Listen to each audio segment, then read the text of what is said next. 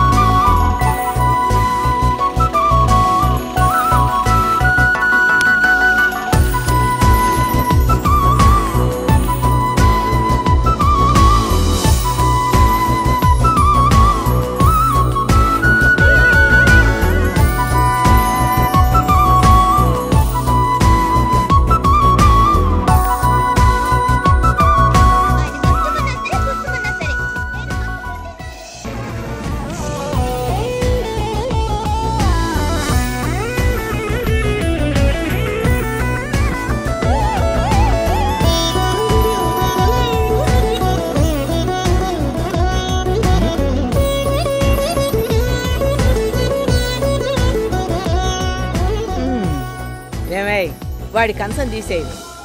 అవ్వా నేల నాకేస్తున్నాడు. పవన్ కళ్యాణ్ కనపడితే చాలు ఒంటి మీద గుట్టుండదు ఎదవ.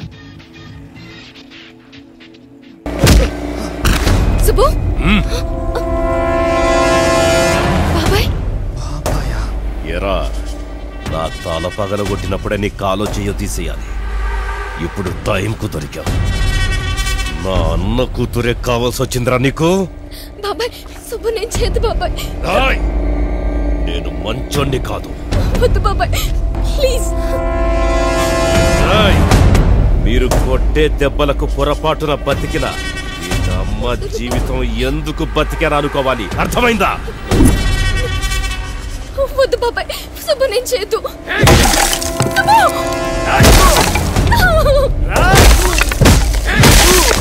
వద్దు బాబాయ్ ప్లీజ్ బాబాయ్. సుబ్బుని వదిలేమని చంపేయండ్రా నా కొడుకుని.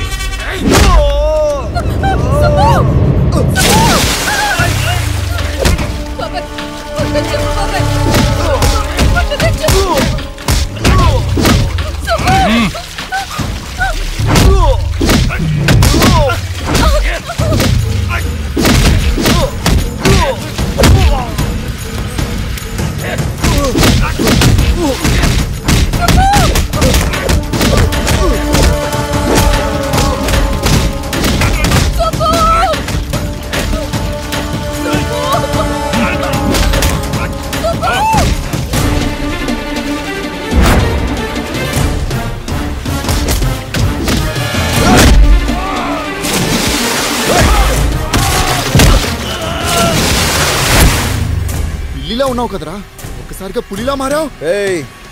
నేను మామూలుగానే తక్కువ మాట్లాడతాను. భద్రంగా నా మీద చెయ్యి వేసాడని ఆడి బ్లడ్ చూశాను. అలాంటిది మీరు నా బ్లడ్ చూశారు. ఎవరినే వదలను. సెటిల్మెంట్ అంటే నాకు చాలా ఇష్టం. రంట్రోను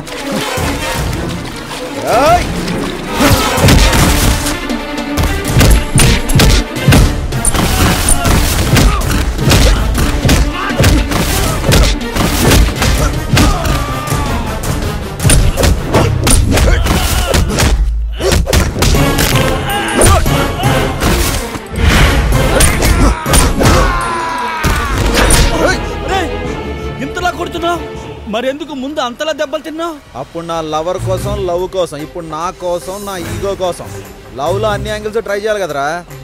ఫస్ట్ టైం సింపతి ట్రై చేసా, వర్కౌట్ అయింది.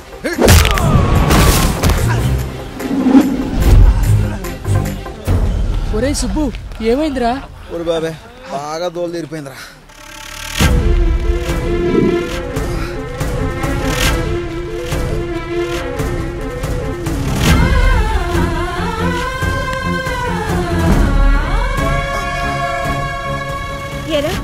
ఒక్కరోజు కూడా మమ్మల్ని ప్రశాంతంగా ఉండనివా? ఎవరిని కొట్టావు? ఎవరి చేతుల్లో తన్నులు తిన్నావు? నీ వల్ల నిద్రలేని రాత్రులు గడపాల్సి వస్తుంది. మగదిక్కులేని ఇల్లు, మగాడున్నాడన్న ధైర్యం కన్నా భయమే రోజు రోజుకి పెరిగిపోతుందిరా. చూడు ఎలా తగిలాయో. ఏం జరిగిందిరా?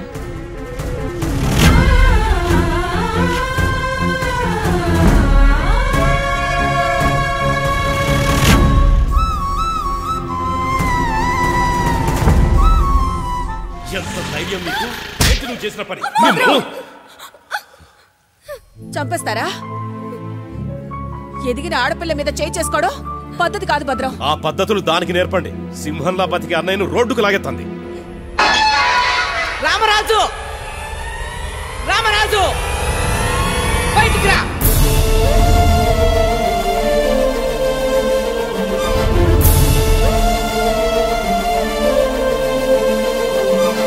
నువ్వెవరిని కొట్టావో తెలుసా? ఎవరి రక్తాన్ని చూసావో తెలుసా? 20 ఏళ్ళు కాపాడుకొని వచ్చాను. నీ కారణంగా వాడి మీద చేయబడింది. వాడెవడో తెలుసా? నా మనవడు రాజమూర్తి కొడుకు. నేను నోరు విప్పితే నీ పునాదులు కదిలిపోతాయి. ఇప్పుడు నీది అనుకుంటున్న ఈ ఇల్లు నా భిక్ష. నీ వెనక బలుపుంది, నా వెనక బలముంది.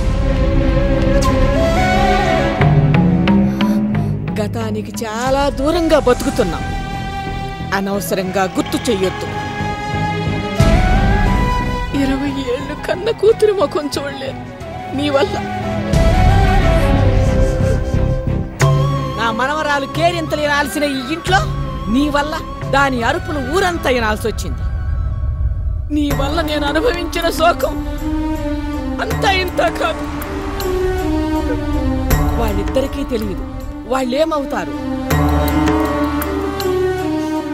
ఇది దేవుడు రాసిన రాత కాదు అని నువ్వు గీత దాటితే యుద్ధం జరుగుతుంది.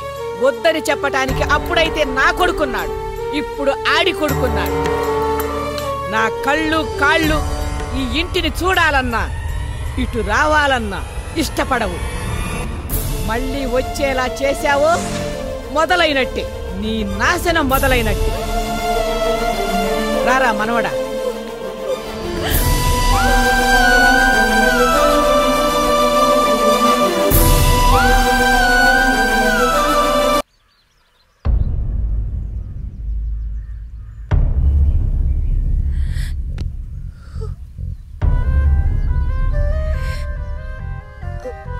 అమ్మా,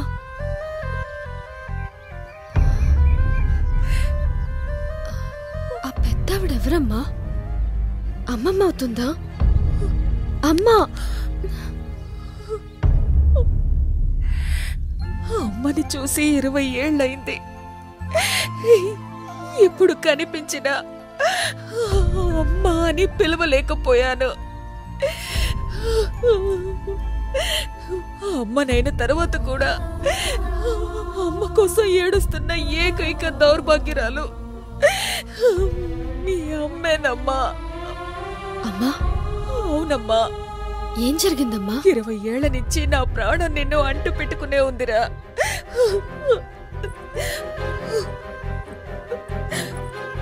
చూడు, ఈయన మా అన్నయ్య, నా పంచ ప్రాణాలు. వీడు నా మేనల్లుడు, అంటే నీకు బావవుతాడు. చూడు,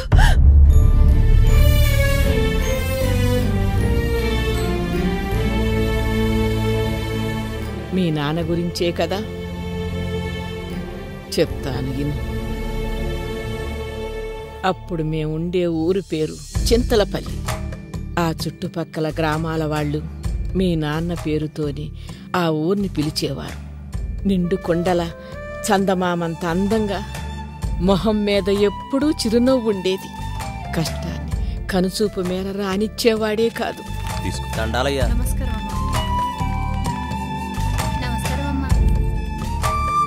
10 మందికి మంచి జరుగుతుంది అంటే ముందుండేవాడు.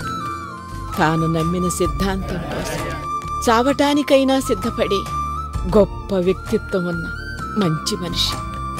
ఆ రోజు మీ అమ్మ కడుపులోంచి బయటపడటానికి తొందరపడుతున్నావు. మీ నాన్న బయట వరండాలో కంగారు పడుతున్నాడు. కొంచెం నొప్పులు కోర్చుకో తల్లి, ఓర్చుకోమ్మా. రాజా, ఇలా రా నాన్న. ఏం కాదు నాన్న, ఒక్కోసారి తీపి జ్ఞాపకాలు కూడా బాధను కలిగిస్తాయి. బాధని క్షణాల్లో మర్చిపోతాం, జ్ఞాపకం జీవితాంతం గుర్తుంటుంది. ఇదిగో ఇలా నా బంగారు తండ్రిలా. జన్మనిచ్చిన తల్లి రుణం ఎన్ని జన్మలైనా తీర్చుకోలేం. అమ్మ ప్రేమ ఆకాశం, కొలవలేం. మనసు నిండు సముద్రం, చూడలేం. అందులోనూ మా అమ్మ రుణం అస్సలు తీర్చుకోలేం. అయ్యా మీకు 12 మగబిడ్డ పుట్టాడయ్యా. నాన్న సుశీల